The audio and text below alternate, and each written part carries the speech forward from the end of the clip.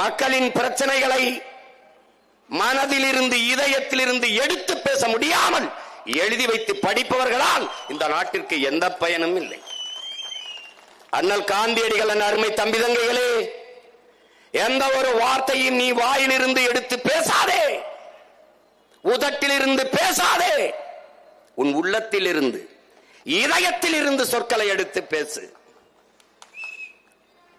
நீ வாயிலிருந்து பேசுகிற வார்த்தை, உதட்டிலிருந்து உச்சரிக்கிற சொல் கேட்பவன் செவிவரைதான் சென்றடையும்.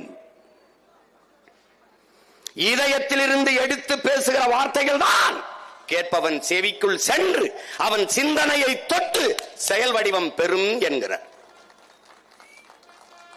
அப்படித்தான் உங்கள் பிள்ளைகள் ஒவ்வொரு வார்த்தையும் இதயத்தின் அடித்தளத்திலிருந்து எடுத்து எடுத்து பேசுகிறோம்.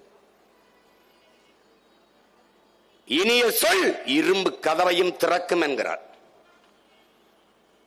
அசைக்க முடியாத நம்பிக்கை கொண்டு தகர்க்க முடியாத கோட்டை திமுக அதிமுக என்பார்கள். நாங்கள் திமுகவை வீழ்த்த வந்தவர்கள் அல்ல, அதிமுகவை வீழ்த்த வந்தவர்கள் அல்ல.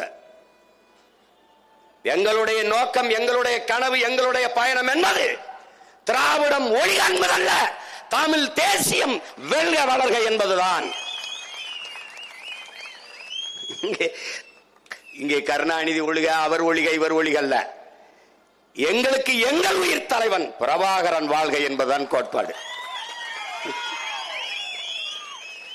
எதிரி தோற்க வேண்டும் என்பது அல்ல என் இலக்கு, நாங்கள் வெல்ல வேண்டும் என்பதுதான் எங்கள் இலக்கு.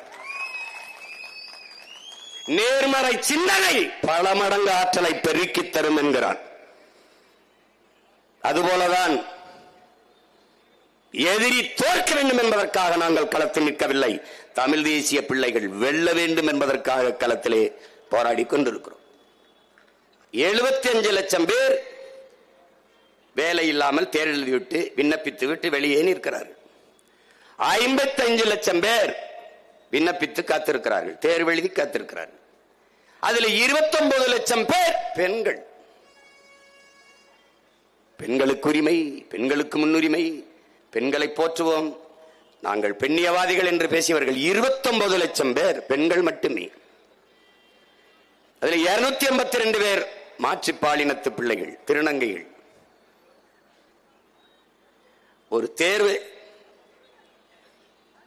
2024 நடந்த தேர்விலே 15,52,000 பேர் எழுதுறான்.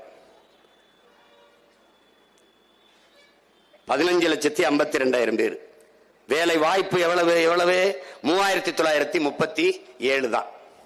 3,937 இடத்திற்கு 15,52,000 பேர் எழுதுறாங்க. இப்ப இவ்வளவு பேருக்கு வேலை எப்படி கிடைக்கும் நினைக்கிற? அதுவும் என் தம்பி சொல்ற மாதிரி காசு வாங்கிட்டு தான் போடுவான். அதனாலதான் அவரு கமிஷனை கரப்ஷன் சொல்லிட்டாரு.